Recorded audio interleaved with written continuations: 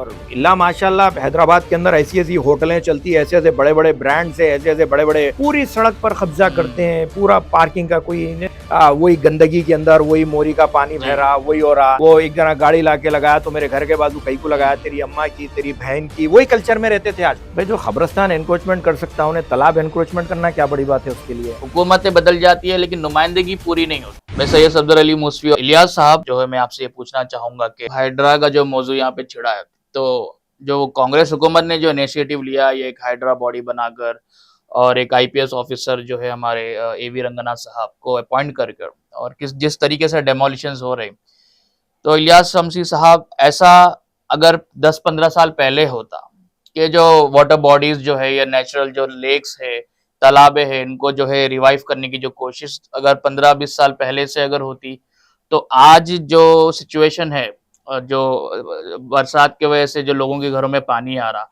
और तालाबों में बस्तियां आबाद कर दी गई, तो उतना नुकसान नहीं होता। ऐसा कुछ मतलब क्या पॉसिबिलिटी है अगर उस 15-20 साल पहले ही अगर ये मुहिम अगर इस तरीके से कुछ स्टार्ट की जाती तो? नहीं देखिए, दरअसल जो भी हुकूमतें होती है वो हुकूमतें कितनी सीरियस हैं उसके ऊपर डिपेंड करता है। और हमारे पास का यहाँ का जो माहौल है, जो गुज़िश्ता में जो हुकूमतें गुजरी हैं यहाँ पे, ख़ास तौर पे 2014 के बाद जो यहाँ पर तेलंगाना के अंदर गवर्नमेंट आई थी, वो गवर्नमेंट की सिर्फ और सिर्फ एक ही काम था कि वो फार्म हाउस के हद तक महदूद हो गई थी। ना वो अपने एमएलए से मिलती थी, ना अपनी एमपी से मिलती थी, उनका कोई काम ही नहीं होता था। वो बेचारे जो है तेलंगाना को आजाद करा दिए, बस वही था शायद। नहीं, ना सिर्फ तेलंगाना आजाद हुआ था बल्कि वो भी आजाद हो गए थे। उनसे कोई सवाल ही नहीं कर सकता था कि उनसे कोई मिल ही नहीं सकता था, तो सवाल करने की बात कहाँ होगी। जिसका फायदा उठाए लैंड ग्रैबर्स, जिसका फायदा उठाए पॉलिटिकल लीडर्स, ना तालाब छोड़े ना कुंटा। यानी हैदराबाद जो है, जहां पर सिटी ऑफ लेक्स के तौर पर मशहूर है, सिटी ऑफ पर्ल्स के तौर पर मशहूर है, यानी यहाँ पर हजारों की तादाद के अंदर कुंटे वगैरह, यानी जो गुज़िश्ता में जो आजादी से पहले जो निजाम के दौरे हुकूमत यहाँ पे गुजरा, आज तक उसी का ड्रेनेज सिस्टम आप इस्तेमाल कर रहे हैं। जी हाँ, यू हैव डन नथिंग। और जितने तालाब थे या जो भी कुंटे वगैरह थे, ये इसकी खूबसूरती थी। अगर ईमानदारी से अगर गुज़िश्ता की पहले की हुकूमतें हाइड्रा से पहले की कार्रवाई के तौर पर काम करती, तो आज आप यूरोप को टक्कर दे सकते थे। बात सोशल मीडिया पे हमारे नौजवान मिमेस बनाते हैं, यानी स्विट्जरलैंड के वगैरह वगैरह फोटोज लगा के बताते हैं ये याकूतपुरा ऐसा था, ये ऐसा बन जाएगा, ये 2050 में ऐसा। भाई ये बन सकता है, ये पॉसिबल है, लेकिन आप कितने ईमानदार है उसके ऊपर डिपेंड करता है। यानी आप तालाब जो है पे कब्जा करके आप बता रहे हैं मैंने तो स्कूल बना दिया है भैया, वो उसके बहाने में, यानी हज्जाम की दुकान है या स्कूल है, आप इसे खाली नहीं करा सकते जी। ये तो हुकूमत का कानून है। आप एक हज्जाम की दुकान तालाब पे बना दो, हाई कोर्ट से भी आर्डर आया तो आप हज्जाम की दुकान खाली नहीं करा सकते आप। हाँ, ये कानून है, ये लॉ है। नहीं देखिए, बेसिक जो राइट है उसका, उसका अपना रोजगार जुड़ा हुआ है। अगर मच्छी बेचने वाला है, मच्छी बेचने वाले की आप दुकान खाली नहीं करा सकते। सरोजनी के ऊपर एक मच्छी का डब्बा था, आज भी आप जाके देख लीजिए, वो डब्बे के बाकियात है और कोर्ट में उसका केस चल रहा है, आज भी चल रहा है। तो बाज ऐसे सेक्टर्स है जिसके ऊपर आप किराए पे देने के बाद खाली नहीं करा सकते जी, जाती बनाने के बाद कहां करवाएंगे। तो हुआ है, और हाइड्रा की जो कार्रवाइयां की जा रही है, अगर हुकूमत वाकई में ईमानदार है, नजर तो आ रहा है कि ईमानदार है, और अगर सीरियस अगर लेके करती है, तो हैदराबाद के लिए अल्लाह जब तक दुनिया बाकी रखे, आने वाले 100 साल तक के लिए कोई चैलेंजेस नहीं रहेंगे, बल्कि यूरोप को टक्कर हैदराबाद दे सकता है अगर ईमानदारी से हाइड्रा पे ऊपर कार्रवाई हो। नहीं, अगर पॉलिटिकल इन्फ्लुएंस में आकर, कम्युनल इंसिडेंट्स को देखकर, ये तमाम तर चीजों को देखकर अगर रुक जाता है, बड़े लोगों के रुक रहे हैं, गरीबों को तोड़ रहे हैं, फला फला अगर इशू होता है, तो फिर जो आपके इन्वेस्टमेंट्स है, जो आपका आईटी सेक्टर है, फिर यहाँ से उठेगा। जैसा बैंगलोर से यहाँ आया, यहाँ से निकलेगा कहीं और जाएगा, उसके अलावा और कोई होने वाला नहीं है जी। और इलियास साहब, जो ओल्ड सिटी की सियासी क़यादत है, हाइड्रा को लेकर वो लोग काफी नाराज है, ठीक है, मतलब दे अपोज दैट कि आप जो है इससे नुकसान होगा, या जो है डेमोलिशन जो है आवाम के लिए जो है बुरा है, इस तरीके का एक पर्सपेक्टिव, एक नैरेटिव जो है चलाया जा रहा है। तो आप बताइए कि इससे मतलब नुकसान किसको होने वाला है हकीकी तौर पर? नहीं, मैं हमारे सफदर अली साहब बेहद माफी चाहते हुए आपको ये बता रहा हूँ कि कभी भी आप सोए हुए आदमी को उठा सकते हैं जी, लेकिन जो सोने की एक्टिंग कर रहा है उसको उठा सकते हैं? नहीं उठा सकते। तो हमारी कम्युनिटी की हालत यही है, हमारी कम्युनिटी सो नहीं रही है भाई, सोने की एक्टिंग कर रही है, तो वो नहीं उठेगी आपके लाख हिलाने से, क्योंकि वो एक्टिंग कर रहा है। नींद वाला था तो जाग जाएगा जी। मेट्रो के टाइम क्या हुआ था? सही है, मेट्रो की मुखालिफत नहीं हुई थी, जी हुई थी। बताया गया था कि मस्जिदें टूट जाएंगी, आशुरखाने टूट जाएंगे। आज जिस सुल्तान बाजार का मॉडल की बात की जा रही है जी कि सुल्तान बाजार में मस्जिद को तोड़े बगैर जी वहां से मेट्रो पास हुई, तंग गलियों में से जा रही तंग गलियों में से, जी उसी सुल्तान बाजार की जामा मस्जिद का मैं खतीब हूं जी। अच्छा। और आई एम द वन जो ये बताया कि मेट्रो को यहां से गुजरना चाहिए और मस्जिद को धक्का भी नहीं लगना चाहिए। सही है। लेकिन अब हमें क्रेडिट लेना नहीं है, हम कोई सियासी कायद है नहीं। आज उसी की मिसाल दी जा रही है कि भाई सुल्तान बाजार में हुआ है, तो भाई सुल्तान बाजार वाला आदमी आपके सामने बैठा है जी वही मेट्रो की मुखालिफत करे। आज वही मेट्रो का जब बात आ गई तो आप रिबन काटने के लिए आ गए। जी तो हाइड्रा के सिलसिले में भी वक्ती तौर पे मुखालिफत की जा रही है, जी आगे सब नॉर्मल हो जाएगा अगर वाकई में अगर ये ईमानदारी के साथ अगर सही कॉपरेट अगर किया जाए। जी तो नेकलेस रोड के बाद अगर सबसे अच्छा टूरिस्ट डेस्टिनेशन अगर बन सकता है पुराने शहर में जी तो वो है मीर आलम तालाब। मीर आलम तालाब, बराबर। और आप उसको एक एस्पेक्ट से देखिए कि रेवेन्यू जनरेट होगा। बेशक। आज पुराने शहर में 4 मीनार पे रोजाना एन एवरेज 5000 टूरिस्ट आते हैं। जी किले गोलकुंडा वहां भी आपकी आबादी है, वही टूरिस्ट वहां भी आते हैं। रेवेन्यू से किसको फायदा हो रहा है? किसको फायदा हो रहा? कम्युनिटी को फायदा हो रहा है ना। बराबर।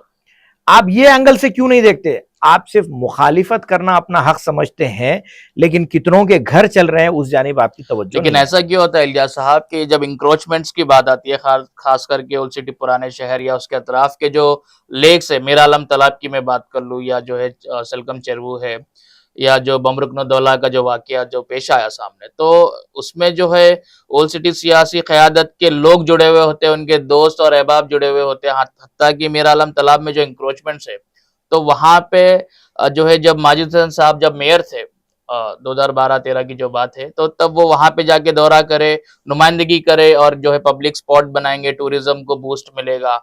तो नुमाइंदगी जो है, पहली बात तो ये है कि सरकारें बदल जाती है, हुकूमतें बदल जाती है, लेकिन नुमाइंदगी पूरी नहीं होती। और दूसरी जो मेरा सवाल था कि ये लोग ही जो है वहां पे इनके लोग, इनके करीबी लोग, इनके एमएलएज एमएलसीज ही एंक्रोच करे हुए हैं। तो ऐसे सिचुएशन में क्या इसका सोल्यूशन होगा? भाई जो खबरस्तान एनक्रोचमेंट कर सकता है उन्हें तालाब एनक्रोचमेंट करना क्या बड़ी बात है उसके लिए? खबरें बेच के पुराने शहर के अंदर अगर आप बीबी बाजार चौरस्ते से लेके रियासत नगर तक चले जाइए, अगर आपके पास कोई बड़े बुजुर्ग है तो आप उनको पूछ लीजिए कि वहां का खबरस्तान का रकबा कितना था। आज बीबी बाजार से लेके रियासत नगर तक जितने भी आपको लबे सड़क आपको कारोबारी और तिजारती दुकानात वगैरह मिल जाएंगे, खबरों पे मौजूद है। अच्छा, तो मिल्लत का फायदा हो रहा ना नहीं?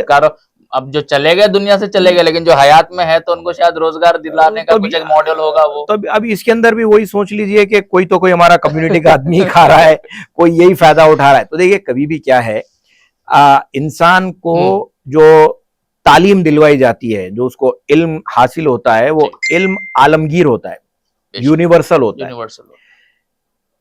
आपको सुन के ताज्जुब होगा कि मेरा इंपोर्ट एक्सपोर्ट का कारोबार है जी। अफ्रीका के अंदर एन एवरेज 1.5 से 2 लाख आपको गुजराती और मारवाड़ी मिल जाएंगे जो कि कारोबार कर रहे हैं। जी जी जी। अगर मारवाड़ी, राजस्थानी, गुजराती भी तालाबे कब्जा करता या शमशान घाट कब्जा करता या तालाब कब्जा करता तो आज वो यही सड़के वही गंदगी के अंदर, वही मोरी का पानी बह रहा, वही हो रहा।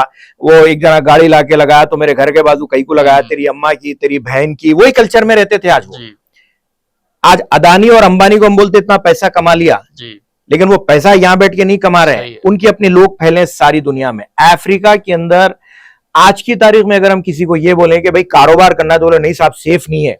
2 लाख मारवाड़ी जो है एक अफ्रीकन कंट्री के अंदर बैठ के काम कर रहे हैं, तो वो लोग सेफ नहीं है।